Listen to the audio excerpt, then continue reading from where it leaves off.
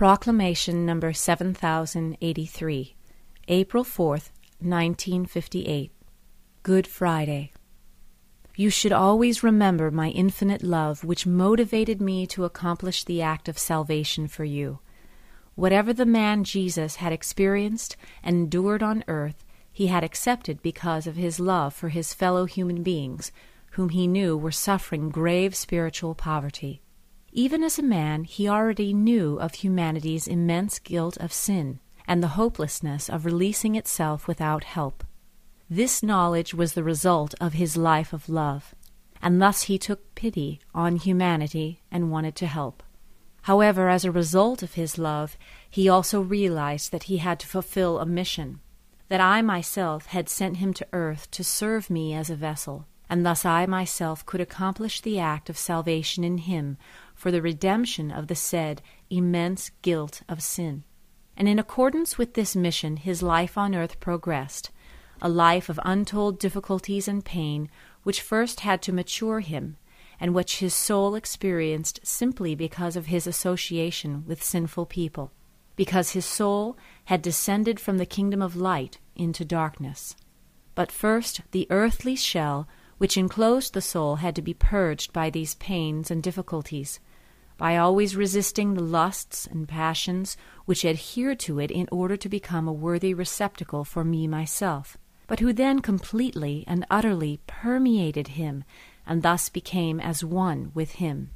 And now his real mission began, to bring light to the people, to proclaim the truth to them, to preach the gospel of love, and thus to show and exemplify the path which they had to take as well as if they wanted to enter the kingdom of light and bliss after their death, in order to finally conclude his earthly path with an incomparable act of mercy.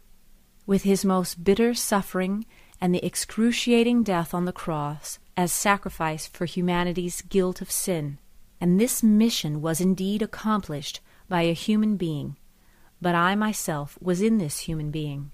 I myself, eternal love, accomplished the act of salvation, because only love was able to make such a sacrifice.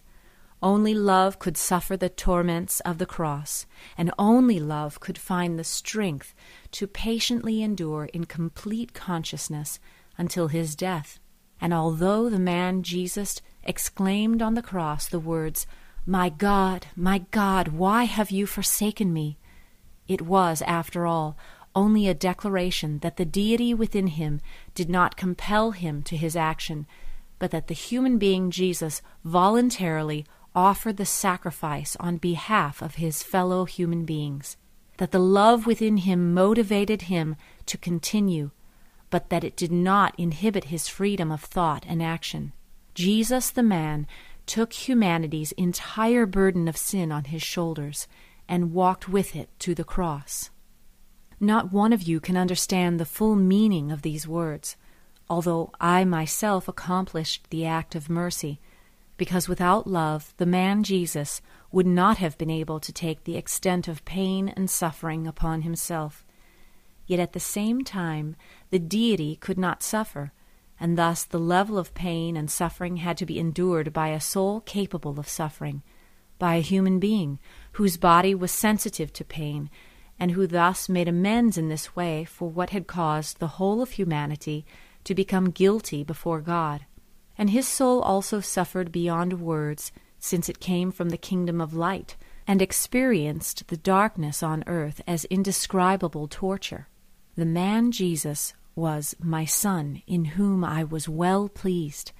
He was devoted to me in every sense, with all his love. He lived amongst sinful people, and his soul ceaselessly searched for me, his God and Father of eternity. His love forced me to flow into him incessantly, and thus unification between human and God could take place. God's human manifestation could proceed in absolute lawful order. For I could never have chosen to take abode in a human shell which was not pure love, because I myself cannot unite with something impure. And every immature substance became spiritualized through the suffering of the man Jesus. And at the same time, the whole of humanity was released from the guilt of sin, because one human being had sacrificed himself for love on behalf of his fellow human beings. The man Jesus glorified me myself through his death, and I glorified him by choosing him as the eternally visible outward appearance for myself, by becoming a visible deity in him for all my created beings who make themselves worthy of seeing God. As long as you live on earth, you can forever visualize my infinite love, which had helped you to become liberated through the act of salvation. But you will only understand the complete profoundness of this act of mercy when you have entered the kingdom of light yourselves, when the light of realization permeates you once again as it did in the beginning. Then you yourselves can participate too. You will experience it as reality and only then understand my infinite love, which did whatever needed to be done to regain its children who once went astray due to the immense guilt of apostasy from me. Amen.